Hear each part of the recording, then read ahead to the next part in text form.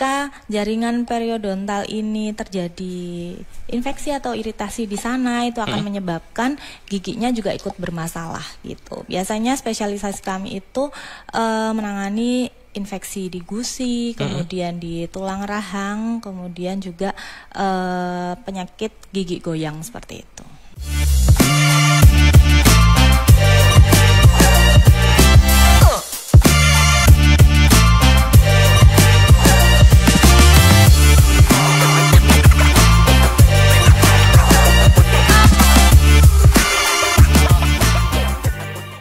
Teman-teman, senang sekali saya Adnan Raharja. Pagi ini memandu Anda di Public Interaktif bersama RSKK atau RSUD Kabupaten Kediri. Hari ini kita membahas tentang senyum indah dimulai dari gusi sehat. Sudah hadir bersama saya di studio, ada narasumber Dr. Gigi Restia Aquila SP Perio, spesialis periodonsia dari RSKK. Selamat pagi, dokter. Selamat pagi, Mas Adnan. Apa kabar? Sehat, Iya. baik. Senang sekali, senyumnya indah, berarti ini lahir dari gusi yang sehat juga ya, dok ya? Iya, benar-benar. Dan hari ini kita membahas tentang senyum indah dimulai dari gusi sehat. Penting juga kita mengenal dulu tentang spesialis periodonsia ya, dok ya. Mungkin masih belum terlalu familiar masyarakat kita. Iya, mungkin bisa dijelaskan dulu apa sebenarnya bidang layanan yang fokus dilayani oleh spesialis periodonsia ini, dok? Iya, benar. Terima kasih Mas Adnan. Untuk spesialisasi periodonsia ini adalah spesialisasi gigi yang menangani tentang kesehatan jaringan pendukung gigi. Jadi gigi kan tidak berdiri sendiri, dia ada jaringan pendukungnya.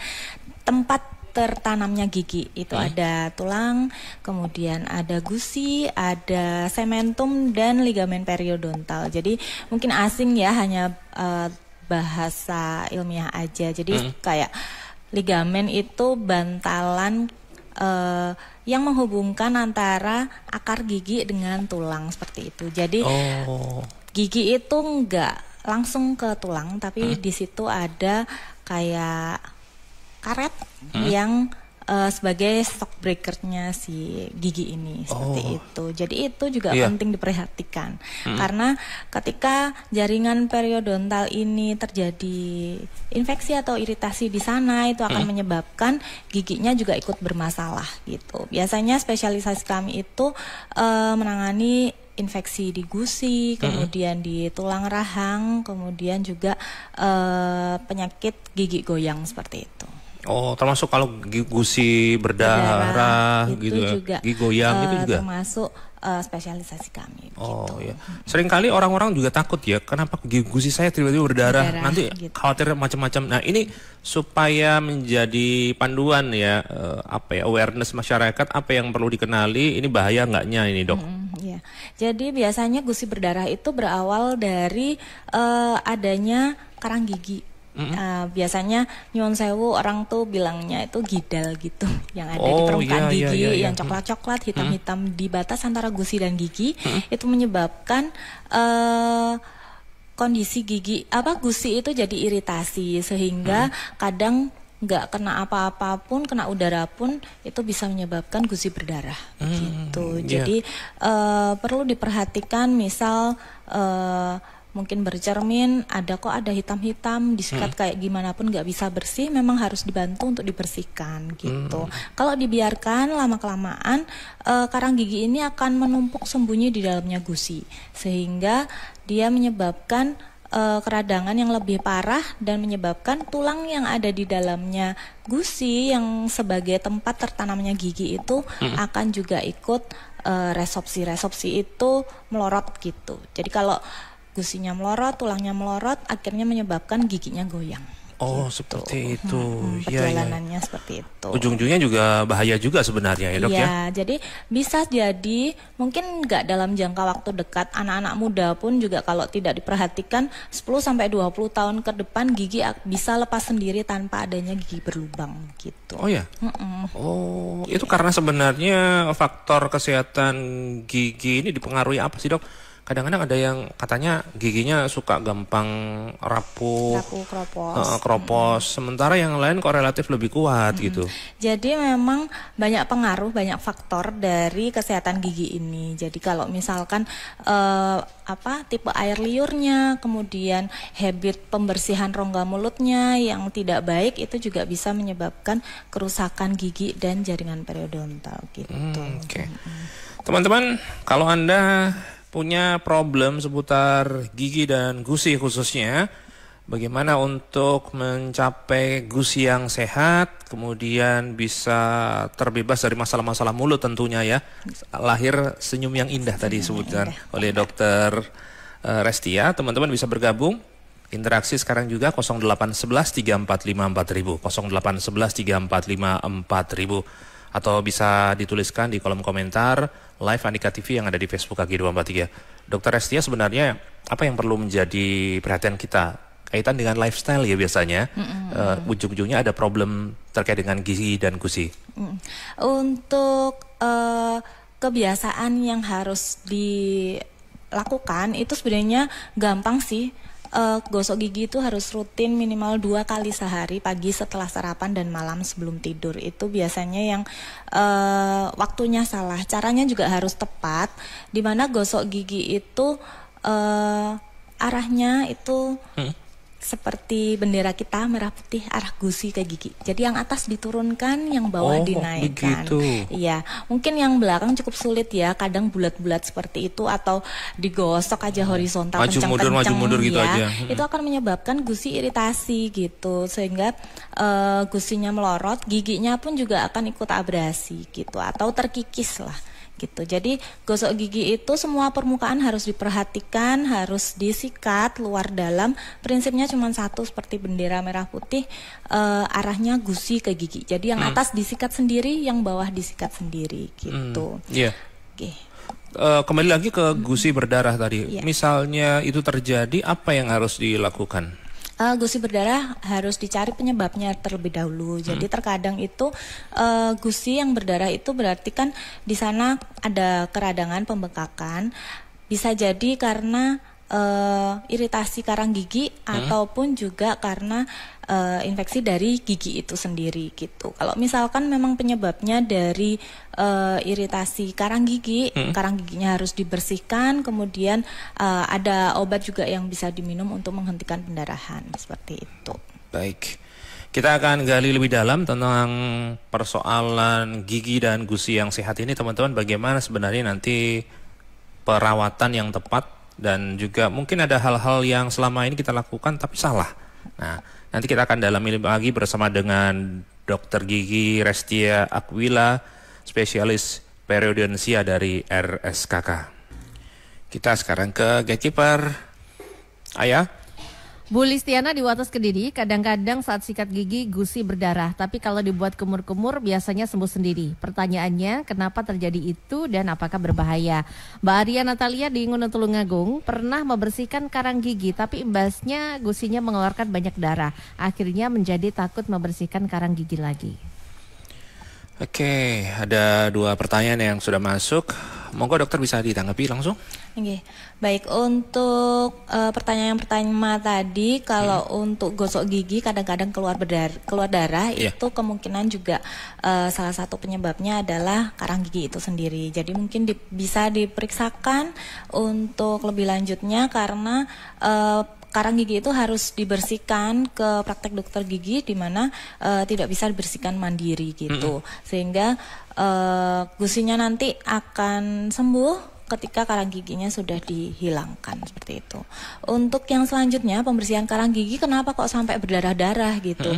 Karena itu tadi, gusi yang terkena atau berdekatan dengan karang gigi itu iritasi, epitelnya tipis, kulitnya gusi itu tipis, jadi ketika dibersihkan itu pasti akan mengeluarkan darah. Tapi setelah karang giginya hilang, gusi akan menjadi sehat. Kenapa kok sampai agak banyak darahnya? Itu kita harus menjangkau di bagian dalamnya gusi, karena karang gigi memang dia itu menempelnya di bagian akar gigi. biasanya kan tidak terjangkau sikat gigi dengan cara sikat gigi yang kurang tepat itu tadi bisa menyebabkan malah karang gigi itu masuk ke dalamnya gusi, sehingga itu harus dijangkau. Pada saat penjangkauan itu pasti juga akan terkena bagian gusi sehingga gusinya berdarah, tapi itu aman kok, tidak berbahaya. Malah setelah itu gusi akan membaik dan akan menjadi sehat. Gitu. Butuh berapa kali atau berapa lama dalam prosesnya, Dok, pembersihan itu?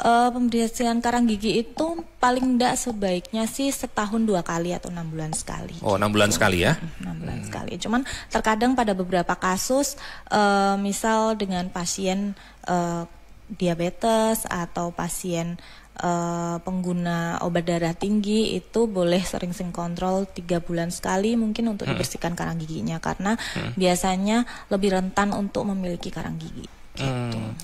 Lalu untuk penggunaan obat kumur mulut itu ya, apakah itu sebenarnya bagus juga, Dok? Ataukah ada beberapa batasan-batasan yang perlu kita perhatikan? Untuk obat kumur terkadang kan orang nggak tahu, dipakai aja biar mulutnya fresh atau segar seperti itu. Sebaiknya obat kumur itu dipakai yang non alkohol. Sekarang banyak sekali merek-merek yang mengeluarkan produk non alkohol. Lebih baik sih digunakan yang seperti itu. Kemudian untuk penggunaannya pun itu tidak boleh seterusnya seumur hidup gitu, tidak boleh, karena itu akan menyebabkan keseimbangan di rongga mulut itu terganggu gitu. Jadi sebaiknya mungkin kalau misal pas ada keluhan di rongga mulut aja, misal gusinya gampang berdarah itu tadi, atau setelah pembersihan karang gigi itu boleh 1 botol habis sudah berhenti. Iya. Jadi nggak tiap hari terus dilakukan gitu ya, Dok ya. Ada zat-zat yang justru nanti akan menyebabkan keseimbangan di rongga mulut itu terganggu. Rongga mulutnya kering, akan jadinya malah gampang iritasi. Gitu. Baik. Itu teman-teman ya, beberapa catatan dari Dr. Restia. Kalau teman-teman juga ingin bergabung, bertanya tentang senyum indah dimulai dari gusi sehat, bisa bergabung sekarang juga 0811 345 4000, 0811 345 4000. Narasumber di studio Radio Andika sekarang, Dr. Gigi Restia Aquila, spesialis periodonsia dari RSKK, RSUD Kabupaten Kediri. Dok, kalau tadi sebenarnya karang gigi itu sebenarnya prosesnya itu berapa lama sampai menimbulkan satu kondisi yang memang berbahaya? Itu sebenarnya penumpukan permukaan berapa lama sih? Kadang-kadang kita juga suka abai ya terhadap hal-hal yang kecil itu. Karang gigi itu 30 menit setelah kita sikat gigi itu sudah muncul. Setengah jam sudah sudah muncul. Cepet tapi dia ya? masih selapis tipis, tidak kasat mata, hanya secara mikroskopis aja. Kalau tidak terjangkau dalam jangka waktu 24 jam, dia akan mulai mengeras seperti itu, dan akhirnya numpuk di daerah yang tidak terjangkau sikat gigi aja. Kenapa kok dia hanya di batas antara gusi dan gigi? Itu karena ya bagian situ berarti tidak terjangkau, cara sikat giginya kurang tepat begitu. Ada sebagian orang yang mungkin menganggap gusi atau masalah pada gusi misalnya berdarah dan seterusnya ini kadang-kadang sesuatu yang sepele, paling dikumur-kumur air garam sudah selesai gitu. Padahal kabarnya itu bisa serius juga, Dok. Iya, serius. Bisa dijelaskan soal ini? Karena gusi dan tulang itu kan tempat tertanamnya gigi. Sama halnya kalau tanaman tanahnya melorot, itu pasti kan tanamannya goyang. Gigi juga seperti itu. Jadi perlu diperhatikan karena ketahanan gigi atau umurnya gigi itu juga berdasarkan dari tempat tertanamnya seperti itu. Nah, itu teman-teman, jadi nggak boleh anggap sepele ya. Iya. Apalagi sebenarnya juga penting untuk penampilan juga. Misalkan pengen senyumnya bagus tapi kok banyak hitam-hitamnya di permukaan gigi, itu kan juga kurang enak dipandang. Betul. Gitu. Oke, kita ke gatekeeper lagi ya. Sudah bersiap? Ya. Pak Joko di Tulungagung, gusi kiri yang di atas kalau dipakai minuman ada esnya gitu terasa ngilu. Bagaimana solusinya? Bu Dewi di Nganjuk, kalau pakai obat kumur air dan garam tiap hari menggantikan obat kumur instan, apakah aman? Kita perlu waspada dengan masalah-masalah gusi dan mulut, teman-teman, untuk kesehatan. Mulai dari hal yang kecil seperti yang disampaikan oleh Dr. Restia tadi, bahwa dampaknya bisa besar juga ya kalau kita abai. Dok, tadi ada beberapa pertanyaan yang sudah masuk, monggo ditanggapi. Untuk gigi ngilu itu sebenarnya penyebabnya karena rangsangan misal air dingin atau apa itu namanya suhu itu menyebabkan langsung diteruskan ke saraf gigi. Biasanya pengaruhnya dari sensitif gitu ya, sensitif, jadi pengaruhnya dari bagian terluar dari gigi yang namanya email atau enamel itu sudah terkikis atau sudah hilang, sehingga ketika ada rangsangan dingin atau suhu itu tadi menyebabkan respon ngilu dari giginya. Bisa jadi karena cara sikat gigi yang terlalu kenceng, akhirnya giginya abrasi di daerah situ, seperti itu. Boleh diperiksakan karena beda penyakit nanti beda penanganan juga seperti itu. Masih boleh minum es nggak sih sebenarnya? Minum es boleh aja, cuman akhirnya rasanya kan nggak nyaman gitu. Jadi harus diperbaiki seperti itu. Ada upaya sebenarnya untuk memperbaiki enamel atau tadi? Untuk memperbaiki sebenarnya tidak ada, cuman nanti ada obat yang bisa dioleskan namanya desentisasi, itu untuk menutup pori-pori gigi, jadi mengurangi sensitivitas seperti itu. Oh iya. Untuk esnya juga dikurangi ya? Kurangi. Tapi terkadang kalau sudah terjadi demikian, minum air biasa aja bisa ngilu begitu. Oh ya, karena sudah sensitif tadi ya? Sudah sensitif, karena lapisannya sudah terkikis. Baik.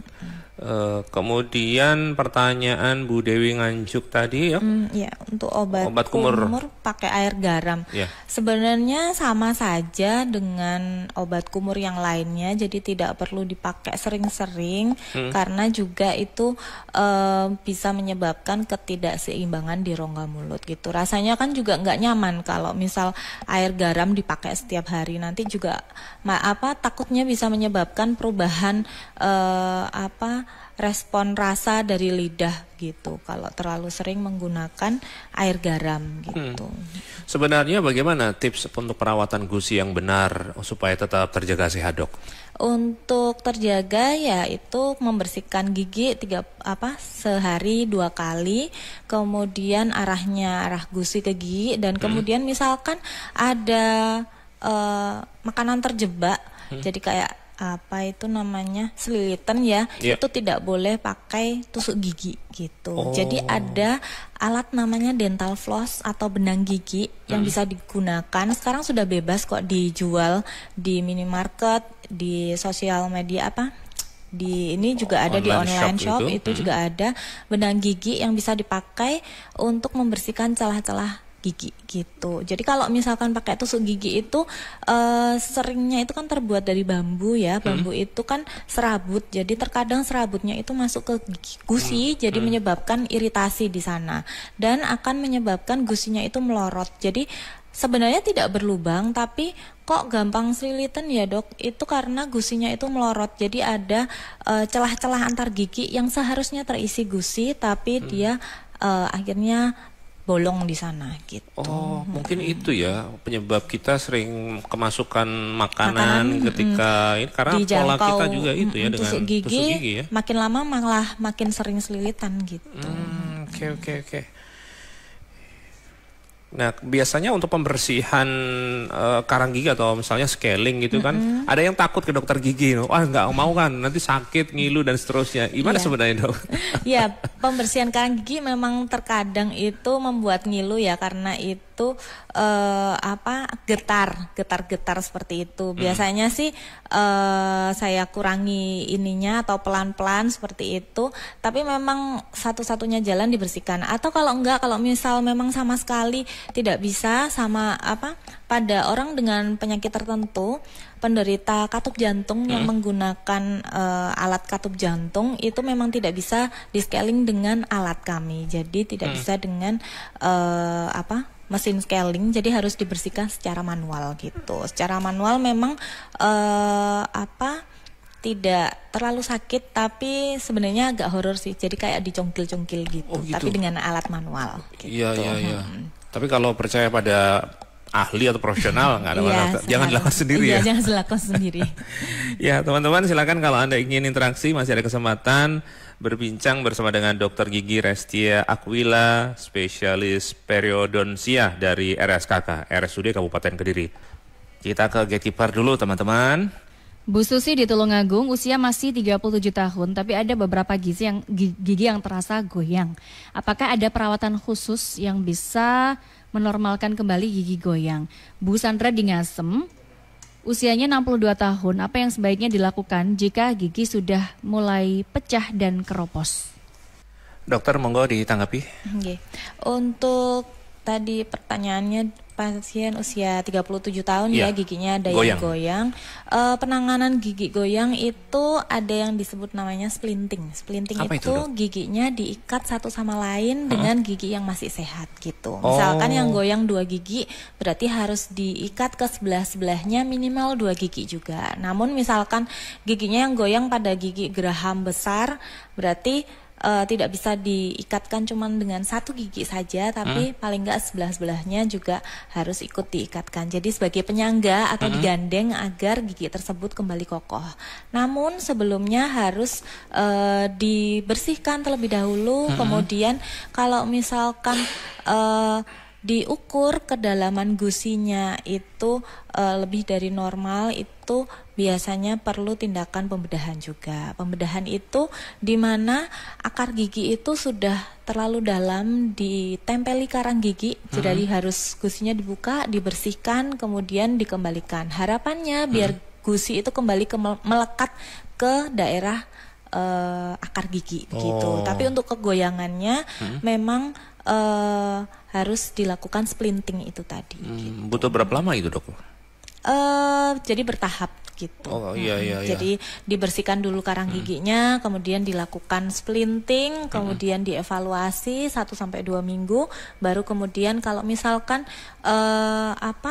kedalaman gusinya tidak berkurang, berarti harus dibersihkan lebih dalam lagi. Gitu. Selama itu dalam masa treatment, gimana? Nggak boleh dibuat? Boleh dipakai mengunyah, karena kan sudah diikat gitu. Aman ya? Aman. Baik. Cuman pembersihannya yaitu harus ekstra. Gitu. Kemudian soal gigi sudah mulai pecah dan keropos, Dok.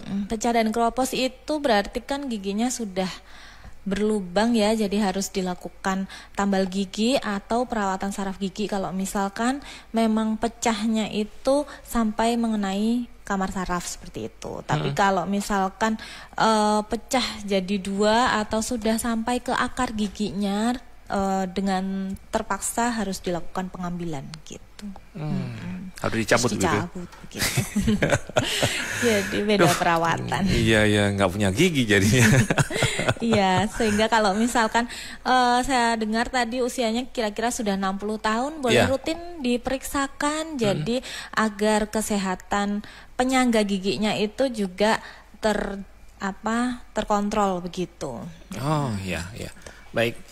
Dokter Restia, biasanya masyarakat umum itu sering menyebut ketika gusi kita berdarah atau sariawan ya, itu sering menyebut kamu kurang vitamin C sih, kurang minum. Apakah memang demikian, Dok, sebenarnya sariawan itu terjadi karena hal semacam itu? Iya, jadi sariawan atau luka di rongga mulut itu bisa jadi salah satu penyebabnya karena kekurangan vitamin C atau kekurangan dehidrasi atau kekurangan cairan seperti itu. Tapi banyak faktor lainnya juga bisa menyebabkan, misalkan pada wanita itu PMS, premenstruasi sindrom, itu juga bisa menyebabkan lebih cenderung untuk gampang sariawan seperti itu. Pemakaian kawat gigi itu juga bisa menyebabkan kalau memang pembersihannya nggak ekstra gitu. Jadi kuman di rongga mulut itu biasanya akan berkembang biak lebih cepat ketika daya tahan tubuh kita itu turun. Kecapean, banyak pikiran itu juga bisa menyebabkan stres sehingga menyebabkan kulit di sekitar rongga mulut itu menjadi mudah iritasi atau mudah terinfeksi. Jadi misalkan kita nggak sengaja makan sesuatu yang keras kayak keripik, mungkin ada luka sedikit, kita nggak terasa tapi kok lama-lama ada sariawan gitu aja, padahal pencetusnya karena ada sedikit trauma itu tadi ditambahi dengan kondisi rongga mulut yang sedang ada kuman atau bakteri yang berkembang biak begitu. Jadi nggak melulu karena kekurangan vitamin C, dan kadang-kadang ada yang menyebutkan ditempelin aja vitamin C gitu, jangan seperti itu akan menyebabkan lebih iritasi gitu. Jadi vitamin itu untuk diminum ya, bukan untuk topikal gitu. Jadi kayak ditutup kan gitu Iya, ya, ditempelin kadang-kadang kan Iya, ditempelin iya. gitu. Tetapi apa yang menyebabkan sariawan? Ada beberapa kasus yang lama begitu nggak sembuh-sembuh. Jadi kalau mengenai sariawan yang lama itu bisa jadi keterlibatan virus atau bakteri jenis lain gitu. Itu bisa diperiksakan lebih lanjut. Jadi nanti obatnya juga berbeda gitu. Tergantung bentuknya sariawan dan lokasinya itu seperti apa gitu. Terkadang ada yang sariawan kok menyeluruh di satu sisi saja gitu. Itu kemungkinan karena virus seperti itu. Jadi obat yang diminum bukan antibiotik lagi atau antibakteri tetapi antivirus seperti itu. Ya, ya. Itu dikumur-kumur pakai air garam sebenarnya tepat nggak sih, Dok? Biasanya sering dilakukan oleh orang-orang. Untuk penanganan sariawan itu sebenarnya kurang tepat karena menyebabkan iritasi. Tapi terkadang kalau untuk sakit gigi itu bisa diakali sementara, misalkan tengah malam kayak gitu kan nggak ada fasilitas kesehatan yang buka, itu bisa kumur dengan air garam hangat, air hangat setengah gelas dikasih garam 1 sendok teh nyerinya untuk ya? pereda nyerinya sementara waktu gitu. Tapi kalau kontak langsung dengan sariawan itu akan menyebabkan iritasi gitu. Baik, harus bagaimana, Dok? Biasanya sariawan Kalau itu. misal sariawan dikonsultasikan dulu atau datang ke fasilitas kesehatan terdekat. Baik. Gitu. Itu teman-teman, langsung kita lanjutkan lagi perbincangan kita. Tapi jeda dulu dengan pertanyaan dari gatekeeper dulu, update informasi. Mbak Ulfi di Bogor Pelemahan sering merasakan sakit pada gusi, kadang bengkak, kadang tiba-tiba berdarah tanpa sebab. Padahal selama ini termasuk jarang sakit gigi, tapi gusinya itu yang sering bermasalah. Kondisi seperti itu penyebabnya apa? Mengobatinya bagaimana? Pak Taufik di Serenggat Blitar, apakah sisa akar gigi beresiko jika tidak dicabut meskipun tidak menyebabkan sakit? Bergabung Pak Yosua di Jalan Hasanuddin, Kota Kediri. Pak Yosua. Ya, assalamualaikum, selamat pagi, Mas. Waalaikumsalam warahmatullahi Selamat pagi, dokter. Selamat pagi Pak Yuswa. Silakan langsung ke pertanyaannya. Oke. Ya, ini saya itu beberapa tahun yang lalu kan kena sakit sinus, gitu. Terus saya ke dokter, ke rumah sakit, lalu karena mau dioperasi itu nggak bisa, dokter, sinusnya. Karena apa? Karena tenggorokan saya itu berkelainan apa gimana ya? Karena selang itu nggak bisa masuk ke saluran pernapasan. Karena tenggorokan saya itu bengkok katanya gitu. Walaupun pakai alat selang bayi itu saya nggak bisa. Kalau dipaksakan bisa, tapi akibatnya fatal, dokter. Terus akhirnya karena sinus itu nggak bisa dioperasi, saya disuruh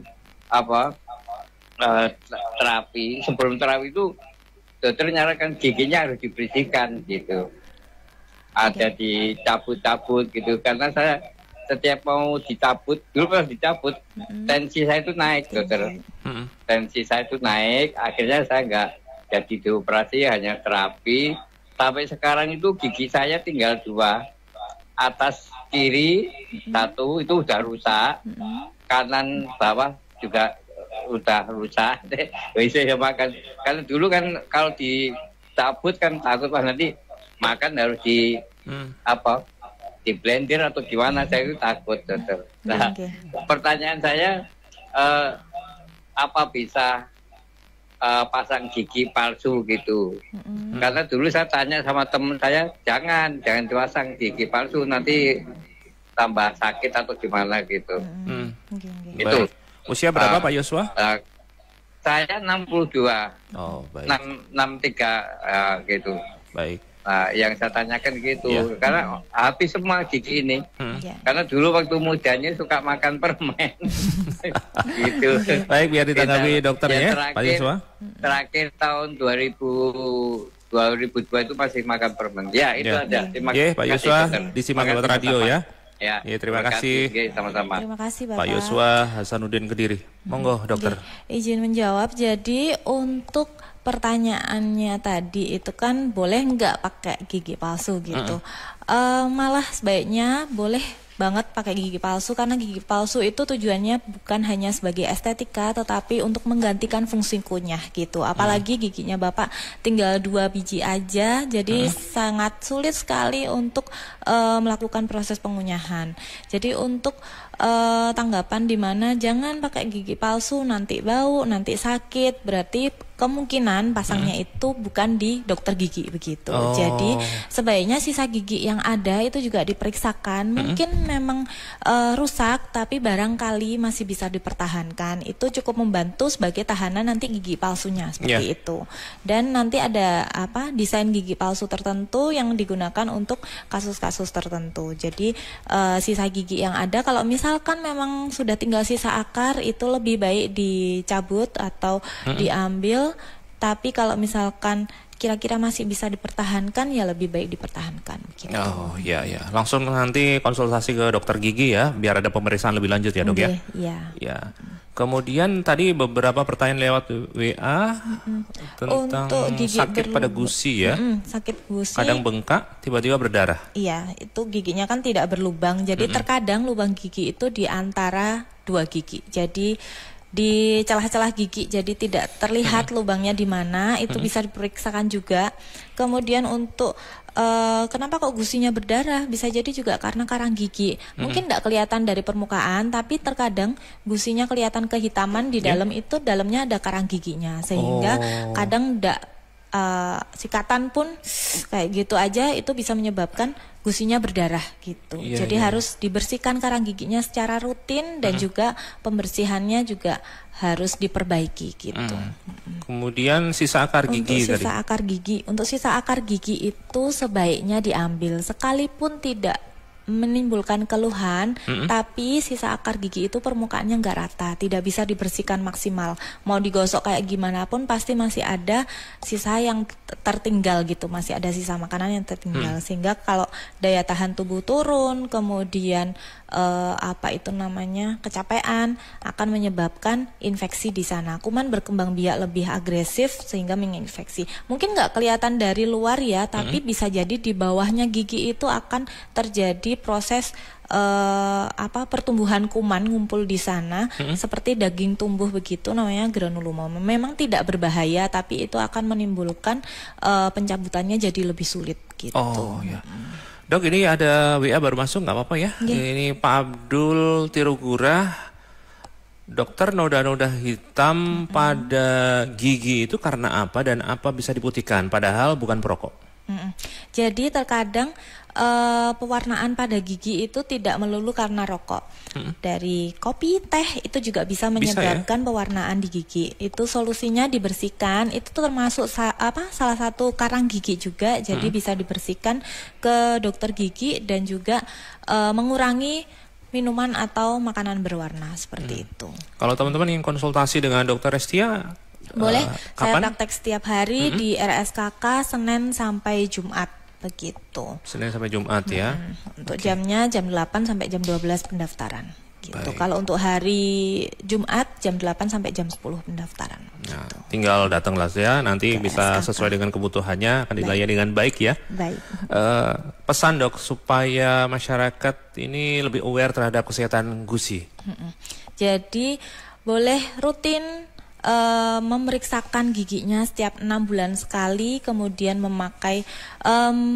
melakukan sikat gigi dengan baik pagi setelah sarapan dan malam sebelum tidur. Kemudian cara sikat giginya arahnya gusi ke gigi, yang atas diturunkan, yang bawah dinaikkan. Kemudian bisa menggunakan benang gigi atau dental floss. Jadi jangan sering-sering menggunakan tusuk gigi. Baik, Dokter Restia, terima kasih sharingnya, ilmunya luar biasa. Buat kita lebih punya literasi tentang kesehatan gigi dan gusi ya. Oke, sampai jumpa dok.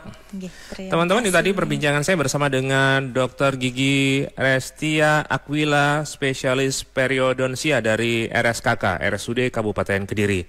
Tema kita hari ini, senyum indah dimulai dari gusi sehat. Kalau ada permasalahan gigi atau gusi, untuk mendukung kesehatan mulut dan gusi maupun gigi, silahkan teman-teman langsung datang ke RSKK.